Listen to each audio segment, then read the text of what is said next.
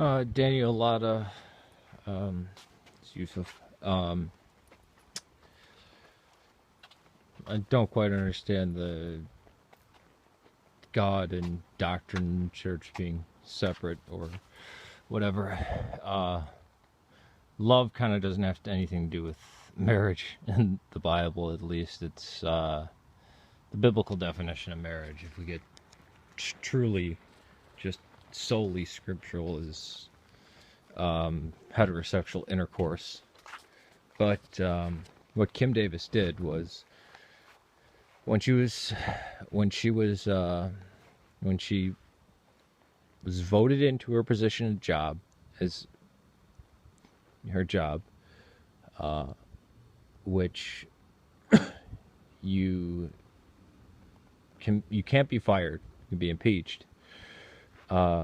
She was jailed because of being in contempt of court, which was totally unjustified. She couldn't. What crime did she commit? Number one, and being in contempt of court is while you're being prosecuted for that crime, you're disrupting the court. But let's go through the issue.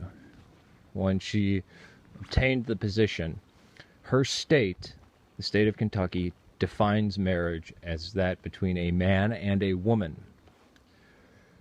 When the courts said the Marriage Equality Act or law, the courts can't make a law. Only Congress can make a law. The president, the judiciary branch, and the executive branch cannot make laws. Right? And they found this not in the Constitution, but they said in the shadows of the Constitution, and it was a 5-4 decision, right? And there's always been issue of, if we're going to say she didn't enforce the will of the federal government, Illinois is a sanctuary state. We say we won't send back a single illegal immigrant, not even if they're a murderer or rapist. Colorado, California, there are people who own places that grow enough marijuana that warrant the death penalty in the United States. And there are dispensaries. So there are plenty of cases where the states ignore the laws and nobody gets prosecuted for it. It was totally unjust for her to go to jail. She shouldn't have gone to jail. She was right to oppose the illegal action of a heavy-handed government that's doing it out of political correctness and out of the outrage of modern sensibilities. Now, you know my feelings towards trans people and gay people and marriage and all that. I don't recognize polygamous marriage or anything. I would attend a gay wedding, but marriage in the end is monogamous and heterosexual. And it has been that way in Christendom for well over 1,000 years. And for the Mormons to come along and try to redefine it is despicable. Same thing with anybody else. But I'm not going to shove that in anyone's face, My best friend, I attended his wedding. He married a guy, and I actually said to him at his grandfather's funeral, I appreciate that you're here for my friend, because he lives way out in Seattle, across the country. And I thanked him, and I said, I'm glad that, he has someone like you to be there for him at this horrible time.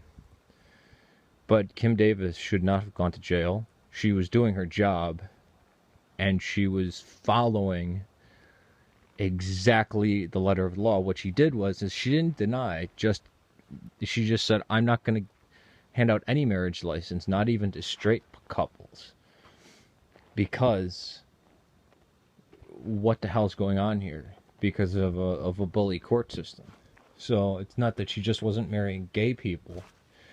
She was using civil disobedience and saying, not going to pass any other marriage license. And anybody could have driven 15 minutes away and gotten married anywhere else, right? And so she stood up for her principles, and going to jail. What did she go to jail for? Contempt of court. How was she in contempt of court? How? I mean, there's a reason why we have states and federal government and the balance between them. And this isn't just one issue where, I mean, it's getting quite freaky how the federal government can get very heavy-handed when it wants to. But yet, again, Illinois, I mean, thousands of companies in Illinois flaunt the law by hiring illegal workers.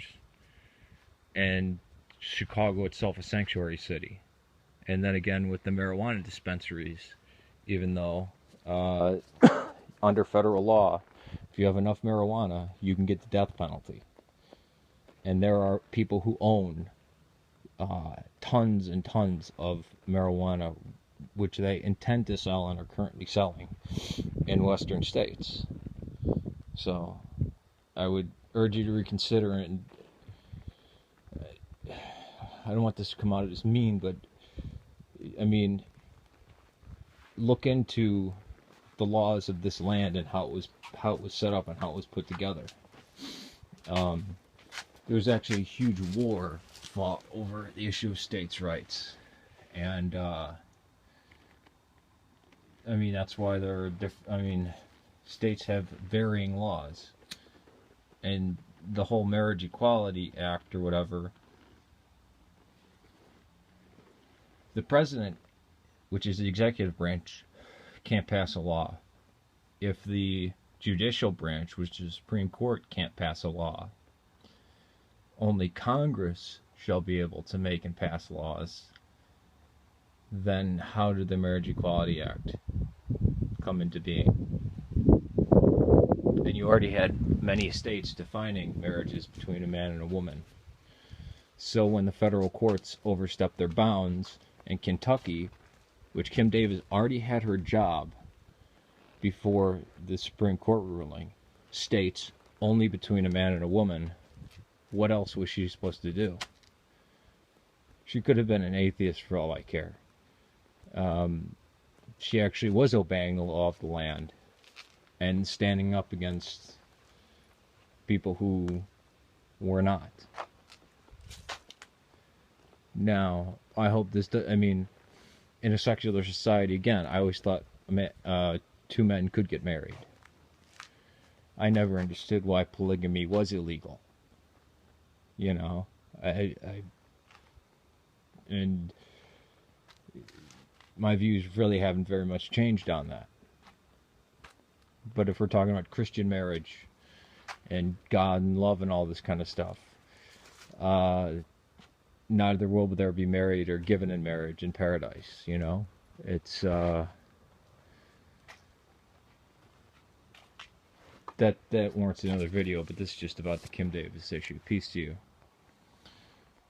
Oh yeah, and I'll also add 2 longer videos that go more into depth on this issue by, I believe they're atheists, that speak about this issue at length, better than I've done here. Peace.